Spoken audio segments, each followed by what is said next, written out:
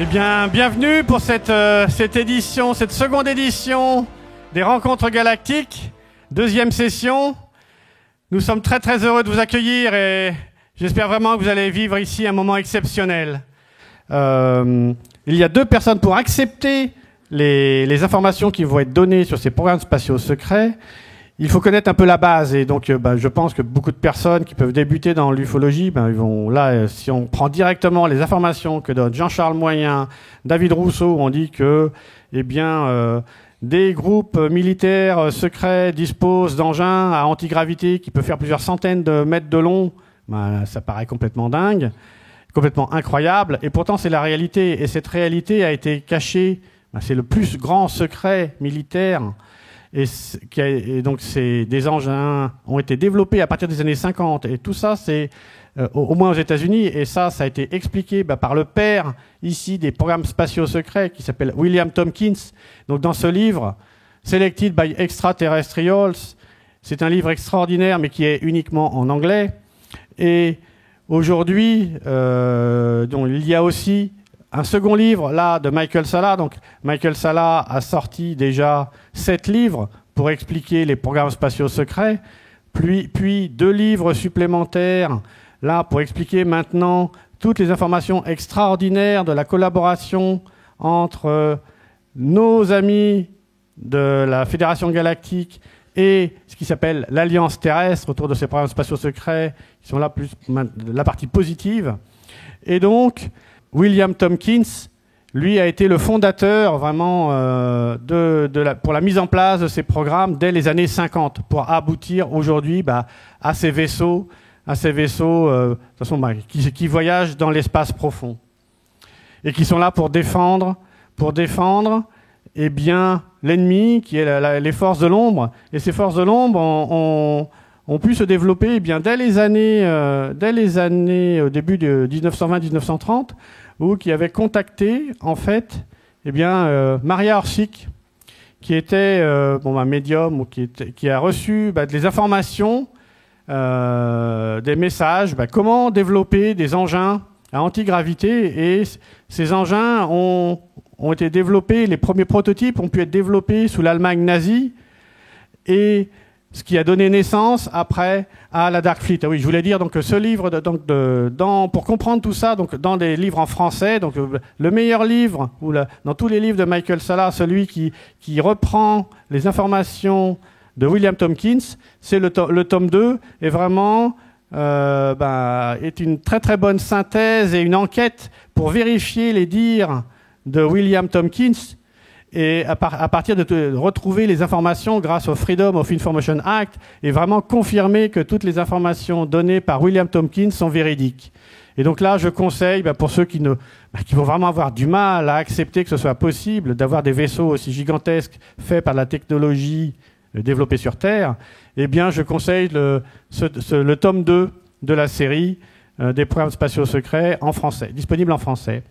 Et donc, dans ces livres de Michael Salla, on apprend donc toute l'histoire, comment se sont développés ces programmes secrets, les premiers programmes spatiaux secrets du côté allemand, sous le régime nazi, avec donc un personnage important, Maria Orsic, qui a fui après ces programmes spatiaux secrets, parce que la partie allemande, parce que elle a compris qu'elle avait été contactée par les forces de l'ombre, et elle a pu après être récupérée par la partie positive de la Fédération Galactique, la partie positive, donc la Fédération Galactique, et travailler à aider l'humanité, aider les États-Unis à développer ces programmes secrets.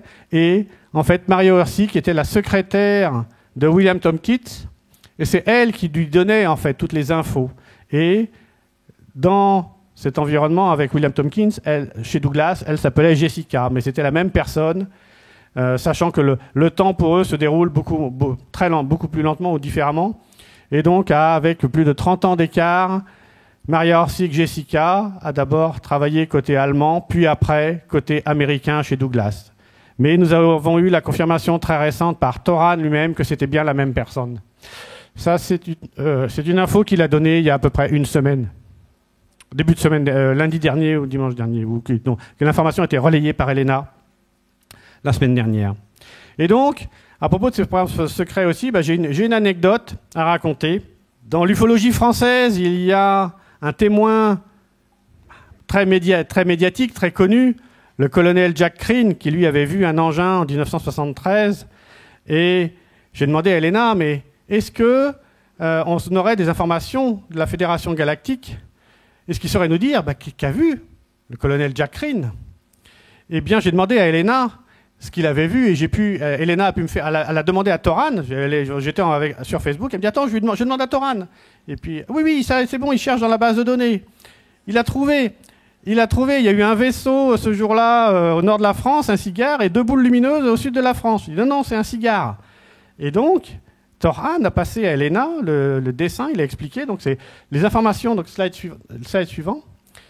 Les informations, donc, Elena a pu faire un dessin et retranscrire les informations qu'elle a reçues en direct de Toran.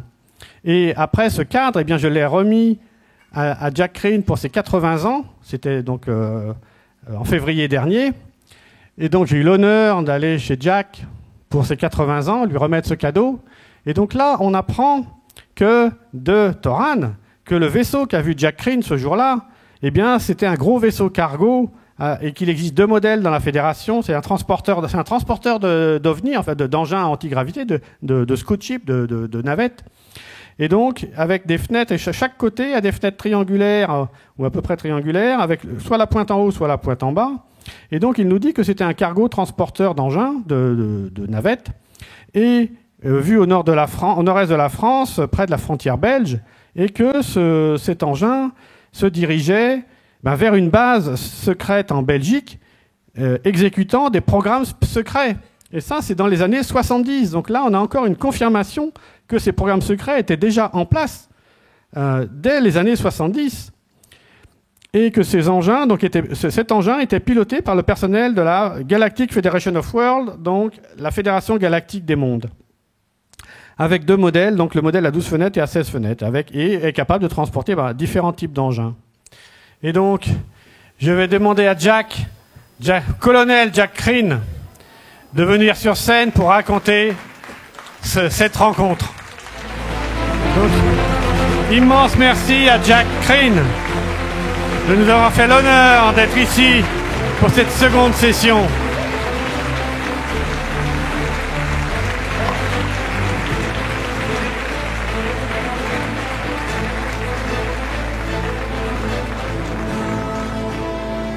Bien. Bon, moi je vais vous raconter quelque chose qui m'a beaucoup, qui me fait encore des éléments de réflexion. Je suis un ancien pilote de chasse. J'étais pilote de Mirage pendant la guerre froide, c'était entre les années 68 et 76. Il y avait une grosse rivalité entre la Russie, les États-Unis et l'Europe qui était au milieu. Et surtout, il y avait la menace atomique. Après Hiroshima, la bombe atomique a été très impressionnante puisqu'elle avait bouffé la moitié d'un continent. Et on a la mémoire courte, mais à l'époque, les Russes étaient très agressifs également. De Gaulle avait dit aux Russes, si vous nous attaquez, nous aussi nous avons le vecteur atomique. Et si vous avez on décolle, nous on décolle dans la foulée. La guerre amène toujours des grands progrès. On avait inventé le Mirage 3, qui était un avion qui allait 2 fois à la vitesse du son, Mach 2.2. Et aussi, c'était les premiers missiles, les missiles électromagnétiques, les missiles infrarouges. Donc, ça nous permettait, pour nous défendre, et surtout de donner une dissuasion. C'est que le temps que les avions russes décollent vers nous, on décollait, on pouvait les neutraliser face à face et continuer à la limite jusqu'à Moscou pour, malheureusement, vous détruire la ville, etc. Donc, j'étais jeune pilote de chasse à l'époque et on s'entraînait à des interceptions de jour et de nuit avec les premiers radars qu'on avait sur nos avions, sachant que la nuit, d'abord, il y a des désorientations spatiales entre les étoiles et souvent l'éclairage qu'il y a au sol. Et surtout, on n'a pas beaucoup de notions de la masse, du volume, de la vitesse de rapprochement et de la distance. Donc, on partait souvent à 2 Mirages, à 2 avions. Guidé au départ par les radars au sol, on était à peu près à 45-50 000 pieds. Un servait de plastron, de target. L'autre s'éloignait, était rapproché, donnait un cap d'interception par le radar au sol, faisait l'acquisition de son target sur le radar de bord, et après on arrivait, Pour le rassemblement, c'est un exercice assez délicat, mais qui était sympathique. Et moi, j'étais chef de patrouille et j'étais plastron au début de l'exercice, dans un secteur qui nous était réservé. Et il y a une chose pour les pilotes, d'ailleurs, même s'il y a des amateurs, c'est toujours la surveillance du ciel.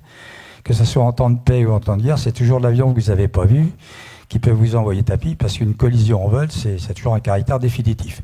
Donc je surveillais le ciel, et dans mes teasers, à la gauche, je vois ce qui ressemblait à un avion de ligne, ou disons, comme on voit des fois le soir, là, une belle lumière avec des hublots éclairés. Et donc cet avion, c'était un intrus, il n'y avait rien à faire dans notre zone d'exercice. Je signale ça au radar au sol, qui dit, moi je vous ai en contact radar, j'ai en contact radar avec plein évidemment de trafic autour de votre zone, mais ça je ne le vois pas. Ah. Bon, et là tout de suite, le contrôleur me dit oxygène, pressu, là, etc. Parce qu'on peut aussi avoir des fois des illusions en l'air. Mon collègue arrive, bon, il rassemble sur moi, donc l'exercice réussi, et j'ai dit, tu vois ce que je vois? Ben, il me dit oui, oui, et puis ça se rapproche, et puis ça ressemble à quelque chose de gros, et surtout c'est éclairé. Donc, comment dire, je dialogue avec le contrôleur au sol, qui confirme que il voit tout le monde, sauf ce que nous on voyait avec nos yeux. Donc à ce moment-là, on arrête l'exercice et on se transforme en police du ciel, puisque c'était aussi, et c'est toujours d'actualité, aucun avion, aucun aéronef ne peut surveiller, ne peut traverser notre zone aéronautique française sans être identifié. Donc, eh bien, on se rapproche de lui, on approche assez près, et au moment, à une distance qui était assez proche, il disparaît. Mais alors, vous avez les nouveaux fils qu'on voit d'anticipation, il passe en vitesse lumière peut-être, c'est-à-dire il nous laisse sur place. On avait l'impression d'être déposé, quoi. Bon, et ça disparaît. On reprend notre exercice. Et puis pareil, au moment où c'était moi qui étais le chasseur, je le vois réapparaître comme un avion de chasse en fait qui surveillait notre manœuvre. Alors redialogue avec le contrôleur. Et pareil, pas de contact. Donc nous on avait le contact visuel. On confirme bien qu'on avait le contact visuel. On fonce dessus. Je peux vous dire, là, avec le Mirage, on devait être au moins un Mach 1.6 en cap collision. Là on était jeunes, on était ardents, on voulait savoir ce que c'était. Et au moment cet objet réagit comme aussi un avion de chasse. Au moment où on devient menaçant pour lui, il accélère, il nous dépose encore une fois. Donc c'est arrivé 3 fois. Puis la 3e fois, on n'avait plus de pétrole, on devait rentrer. On n'allait pas rentrer à pied, donc on rentre à la base, il devait être 11h30, minuit. Normalement, on avait un débriefing, toujours avec le contrôleur au sol, qui lui était déjà parti, ce qui n'était pas bien, mais enfin peut-être qu'il a un problème personnel. Et là, on se regarde et dit, qu'est-ce qu'on fait? On en parle ou on n'en parle pas? Et puis moi, à l'époque, j'étais chef de patrouille, je dis, écoute, c'est la guerre froide, si on en parle, il y a 2 choses, ou on est foutu au trou, ou on va chez le psy, ou de toute façon, on va être emmerdé.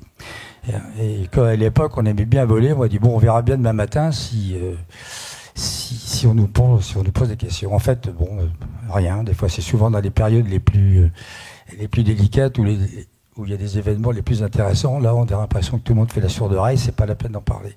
Alors, j'ai eu d'autres observations, moi, en tant que pilote. Je dirais, les pilotes sont privilégiés parce que souvent, c'est des choses qui se passent en l'air.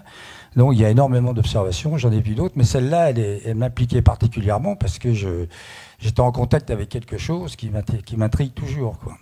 Alors, je garde le terme objet volant non identifié parce que je ne sais pas encore actuellement.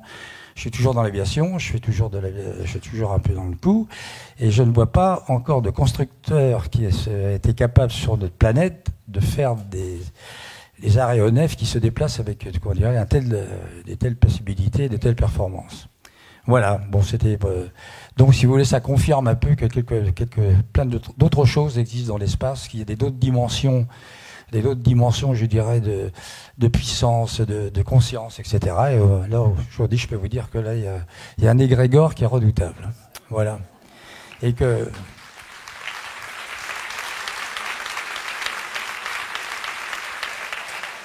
Bon, je terminerai, puisque c'était ma vocation. Je dis que lorsqu'on marche en ayant les yeux vers le ciel et qu'on y est allé, on a toujours envie d'y retourner.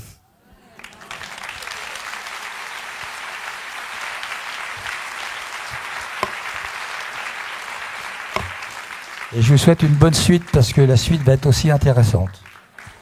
Merci beaucoup, cher Jack. Tous vos applaudissements pour le colonel Jack Crean.